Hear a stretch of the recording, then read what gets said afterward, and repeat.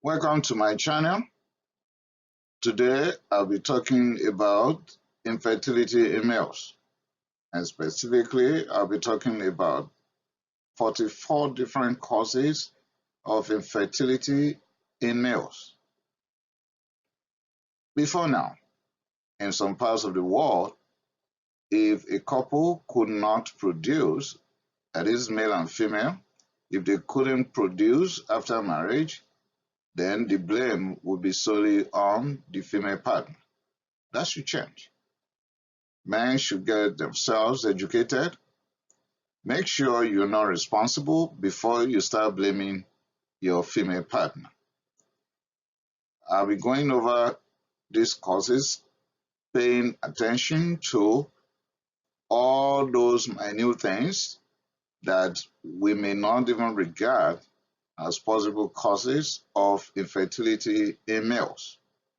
And when you have gone through all that, then the next presentation that will be on infertility in females will help us. That is, when you have checked yourself, then you can check your partner. So I want the men to check themselves first. Wives, you can help your male partners, girlfriends, common law partners, help your male partners by educating yourself today and finding out some stuff from him.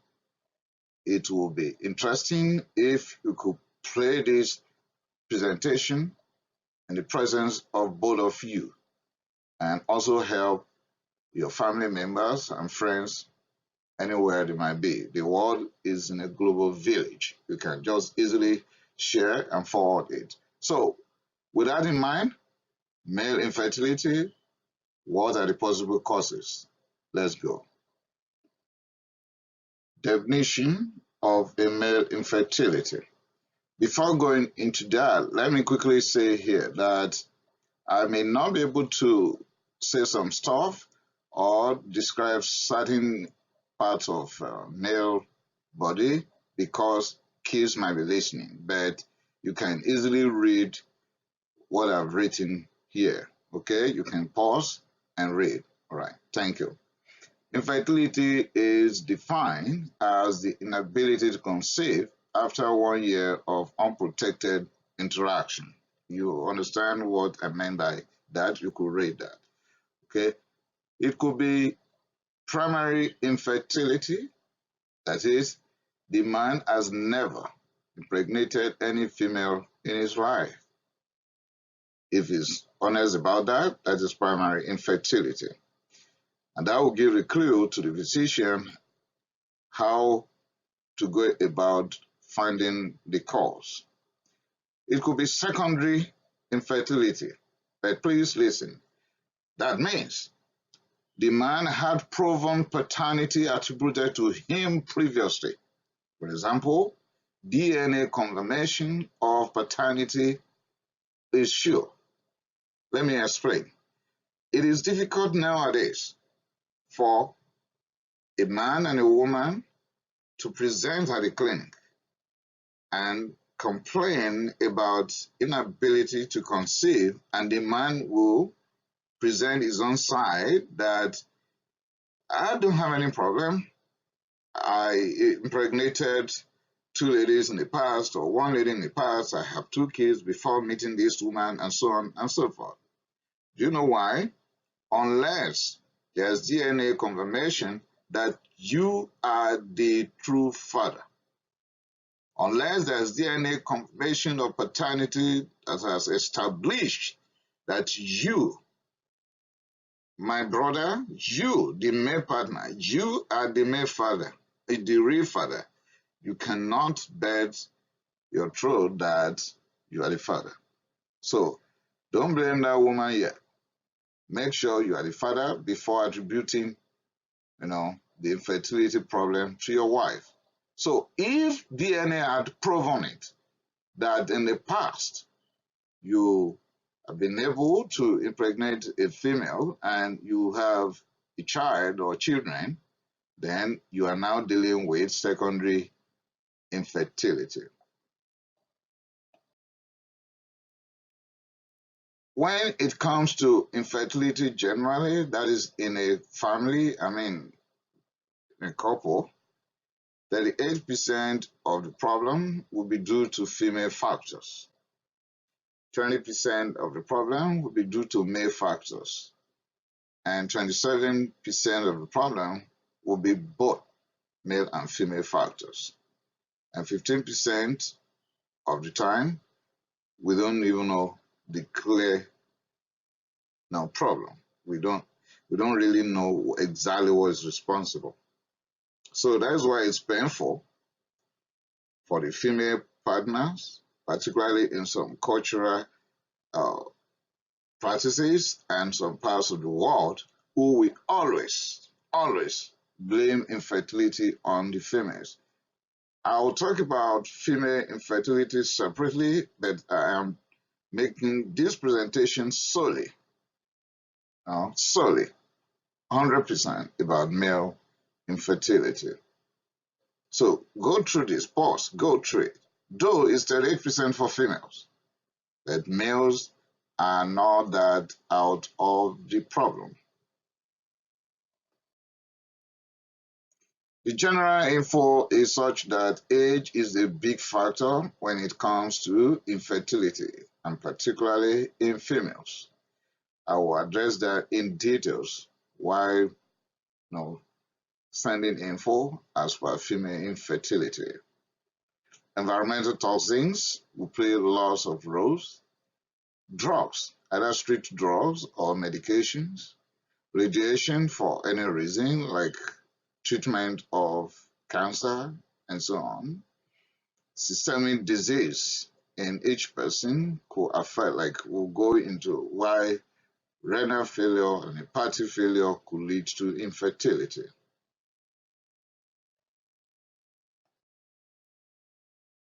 Now, back to the main issue, male factor. 65 to 80% of male infertility is due to primary testicular defects in spermatogenesis. That is, the majority of males that will be diagnosed to be infertile will have problems related to formation of the sperm. This can be an isolated defect in spermatogenesis, that is production of the sperm, without any identifiable cause, and we call that idiopathic dysspermatogenesis. Once we don't find any reason, any cause in medicine, we target idiopathic. 10 to 20% we have idiopathic male infertility, which is an infertile man with a normal seminal fluid analysis, and there is no apparent cause of identified infertility. Did you get that? 10 to 20% will have no cause, okay? Because they have normal seminal fluid analysis. So, you've done the semen analysis, everything is within normal range. And what is it again? No apparent cause that could be identified. Idiopathic dysspermatogenesis, which is idiopathic formation of sperm that is abnormal, will have abnormal seminal fluid analysis.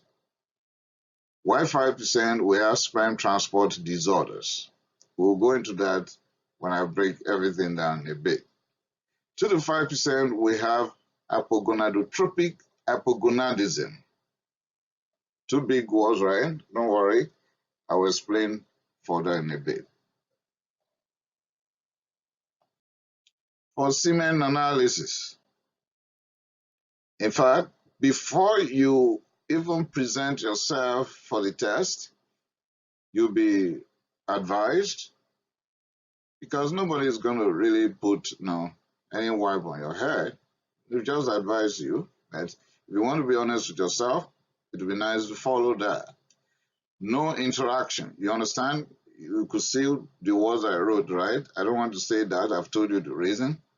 No interaction for at least 3 days before you present yourself. No alcohol, please. If you are boozing, keep it off. No caffeine, no cocaine, no cannabis for 1 week. Someone is grumbling there. Wow, 1 week, no coffee? Yeah, just be honest with yourself. Let the true picture be out. No herbs, okay? No other medications, or be sure you are not under any stress and there's no any systemic illness. If you can't cope with all this, just discuss with your physician. Okay, you've obeyed the rules, you've kept yourself, you presented for the semen analysis. Here are the normal values that we'll be expecting. Within 15 to 30 minutes, we will not expect the content to turn liquid. That is, liquefaction should be greater than 15 to 30 minutes. That'll be fine. Motility, we will expect greater than 50% to have normal movement. And morphology, we will expect 50% to have normal shape, even greater than that. As per count, we will expect 30 million to greater than 200 million.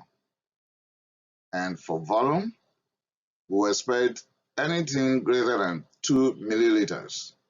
And so many authorities will put 2 to 4 mils. And as per pH, we will expect the pH to be between 7.2 to 7.8. And while checking the appearance, if it is whitish, grayish, or opalescent, that will be fine. We don't want yellow tint or blood stain.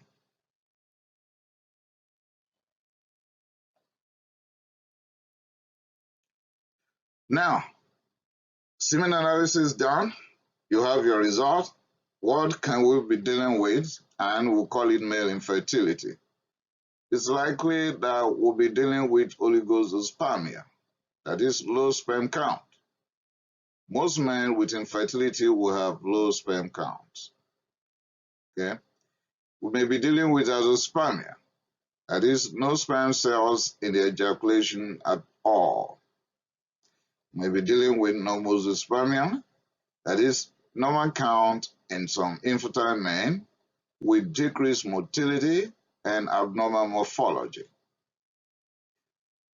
We could have astenospermia, that is decreased sperm motility in 80% of infertile males. And we could have teratospermia, that is abnormal sperm morphology. If all parameters are within normal range, that is normal everything, like I put it there, small percentage of infertile men will still have normal count, normal motility, and normal morphology, yes, they are infertile. Okay, to my friends, my male listeners, the nature of job could actually be the cause of infertility. This might be a minute, reason for it or a minute cause, but let's examine this together, okay? If you're working near furnace or you are sitting on hot objects all the time and you get home, you have hot bath again, remember, after today, that there is an optimum temperature for spermatogenesis, and that is 2 to 4 degrees Celsius below the core temperature. Some literature will give it as 32 to 34 degrees Celsius. Okay? That optimum temperature is required for the production of normal spermatozoa and viability of the same.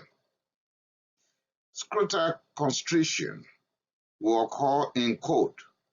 And how will you know? That will lead to bringing the testicles closer to the abdomen. And doing what? To raise the temperature. So when it is cold, there'll be scrotal constriction. You know it, right? But you will experience sagging or loosening when the temperature is hot. Why? To decrease the temperature, to cool off. Someone working under persistent heat may not be fertile for this reason, because it's either he is dealing with abnormal production, or the normal ones already produced will no longer be viable, dealing with morphology problems and the counts and volume.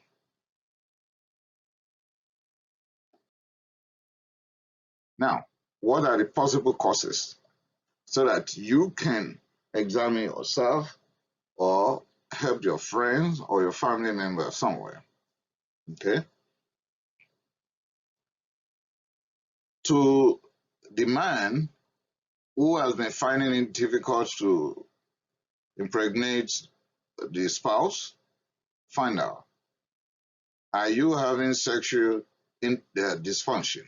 You can check my channel for sexual dysfunction.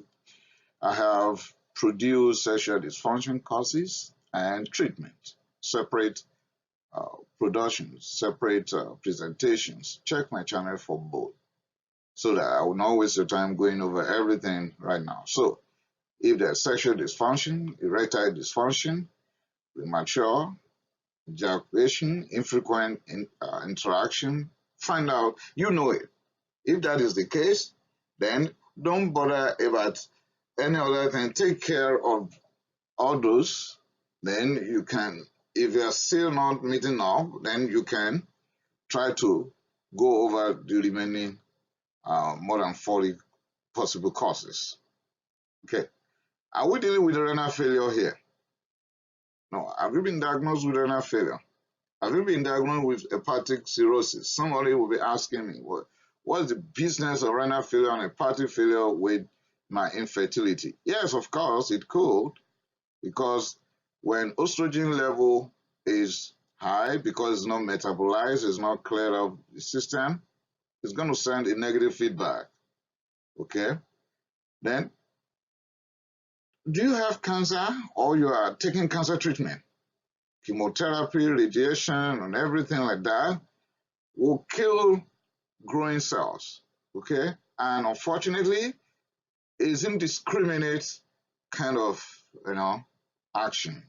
So when there is radiation, particularly to the perineal region, and the testes are exposed to radiation, or someone is taking systemic chemotherapy, spermatogenesis will be another problem, right? So you could come out with oligospermia. You understand what I'm talking about? About sickle cell disease. If that is the diagnosis, it's better you cooperate with a physician, right? Amyloidosis, autoimmune situation, vasculitis, celiac disease will all destroy, the testes and cause problem with normal production of the sperm. Testicular torsion, because you understand that even if the testis has produced, how will it get up without passing through the vas deferens, and get into the urethra? When there's torsion there, you understand that there won't be opportunity for transport. And of course, trauma damaging the perineal region, damaging the testis and damaging the urethra, damaging the vas deferens, epididymis, and everything like that. It's going to cause a big problem for the man, particularly if it's affecting the testis bilaterally. Autoimmune disease with anti-sperm antibodies. So it's going right there and destroying the sperm. Imagine that. Ejaculatory duct disorders, blockage somewhere, kinking, twisting, or agenesis, along the epididymis, vas deferens, urethra. You understand what I'm talking about?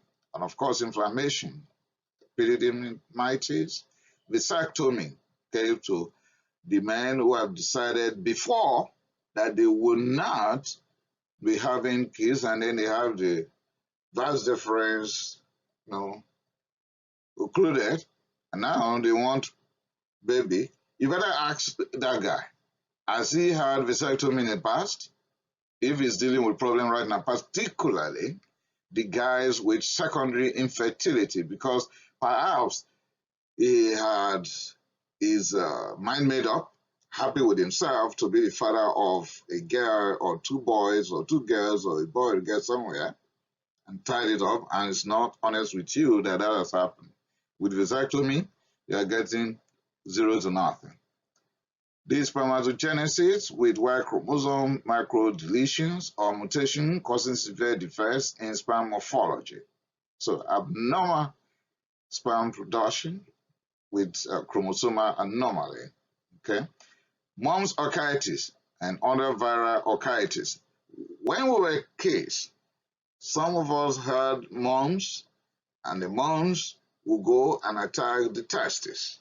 If that's the case, you might be dealing with a problem right now. And TB orchitis or leprosy, some have tuberculosis, and it's beyond the lung, we call extrapulmonary tuberculosis, affecting the testes. Actually, TB could affect any organ in the body, including the central nervous system, including the bones, including the kidney, everywhere. But when it's affecting the testes, that is TB orchitis. That could destroy the testes. And when that is happening bilaterally, then the man is in soup.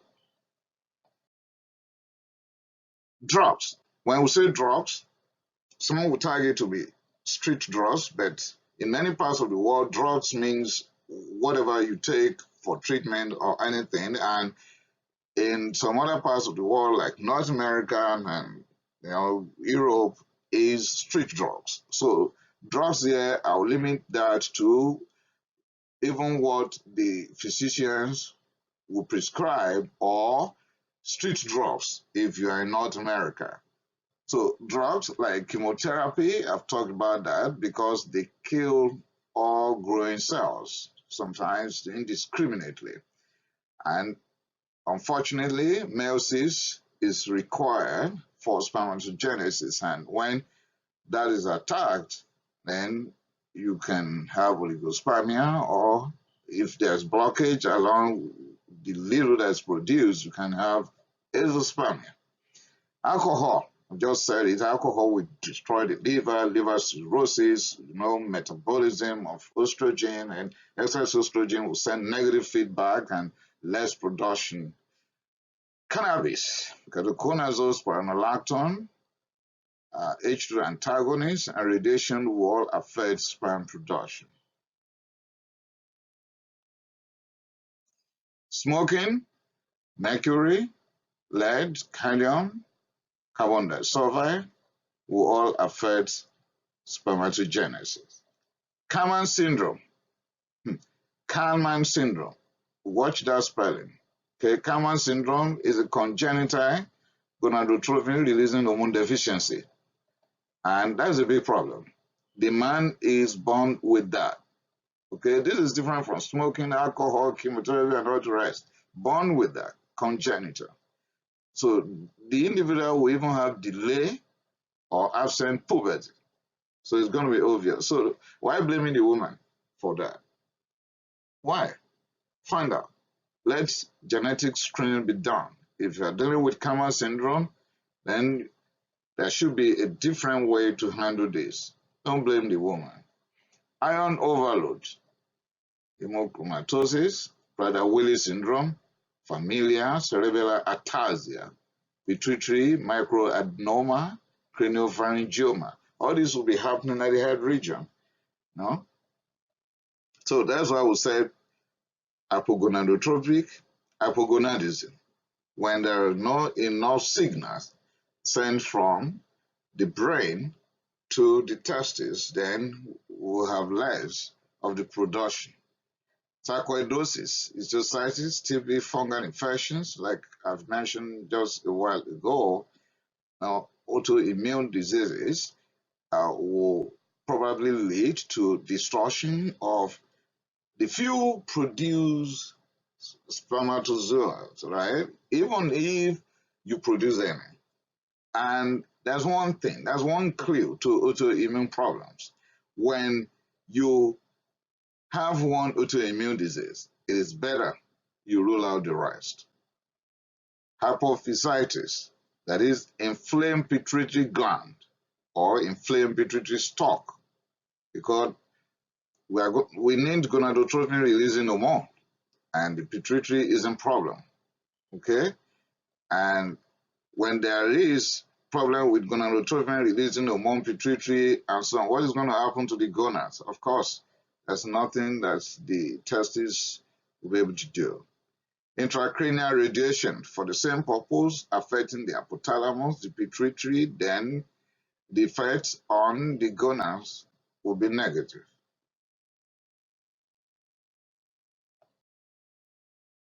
Pituitary infarction and aneurysm, hyperplatinoma, androgen excess, estrogen excess, cortisol excess. All this will send negative feedback, okay, that will lead to less production of spermatozoa. Morbid obesity. Somebody's asking me, what has morbid obesity got to do with infertility? They will have excess estrogen. Yes, they have excess estrogen and there will be negative feedback because there is hypothalamic pituitary gonadal axis. Okay, there will be negative feedback. Of course, nutritional deficiency. Well, I will leave that to the nutritionist or dietitian to handle. And systemic illnesses that are severe and chronic, like hepatic cirrhosis. I've told you for the singular reason that estrogen will not be metabolized here. And of course, renal failure and Klinefelter syndrome. It's better you have your genotypic or chromosomal assay. Cryptorchidism, yeah. Some kids are born normally, everything is normal, but there is no descent or complete descent of the testes from the abdomen to the scrotum. You might not know this. In the early part of all males, the testes will actually be in the abdomen, and then the descent will occur, but not all kids that will have that, to happen at the appropriate time. So, undescended testes. Why would that lead to infertility? Because the temperature at the abdomen is higher than the normal temperature under which the testes will function, appropriately, correctly, and adequately to produce viable spermatozoa. Okay, so it's a big problem and actually could lead to cancer of the testes, testicular carcinoma. Congenital anarchia. Somebody is saying, wow, calling a big name. It's not any big name. It means this person is even born without testes. It's one thing to have testes that's not descended. This one is another issue. Born without testes. So why blaming women for all these things? Let's find out. Let's rule out all these things before blaming them. Okay? Varicose. That is the enlargement of veins in the scrotum. That leading to complete infertility in men. So check. No, you see. You just shine the light to the scrotum. It's going to be, you see it. So don't let me go into details of that. The one day I'm going to present separately on varicose. Surgery. Any surgery along the perineal region, particularly prostatectomy. Now, you can have that and inadvertently tamper with the normal transport of produced product from the testes, getting through the normal channel, that you could inadvertently tamper with that. And of course, gonorrhea or chlamydia. So when you have, that's why, please keep yourself, okay? Don't lay down with just everybody or anybody and contract this horrible disease when you are young. You are in high school now and you are jumping around. You have gonorrhea, you have chlamydia. You can become an infertile man in future. And if you're not going to listen to me, at least grab your condom. That I will cancel against this. Don't even do that. And finally, if we can't get any of this, we can't code down on any of this, then we'll give it another name in medicine. That is idiopathic. And with that, I've come to the end of this very presentation as far as causes of male infertility is concerned. Next will be infertility in females, which many of us will be familiar with because we have laid the burden of infertility on females for quite too long, over decades. Now men should become aware that they may be responsible and the females may actually have no problem. And I wish that all cultural practices that will shift the blame on men, because so many men will not even go with their wives to have semen analysis, let alone going down and try to find out the 44 possible causes of infertility in them. Kindly subscribe to my channel. You can leave comments in the comment section and watch out for female infertility. Thank you.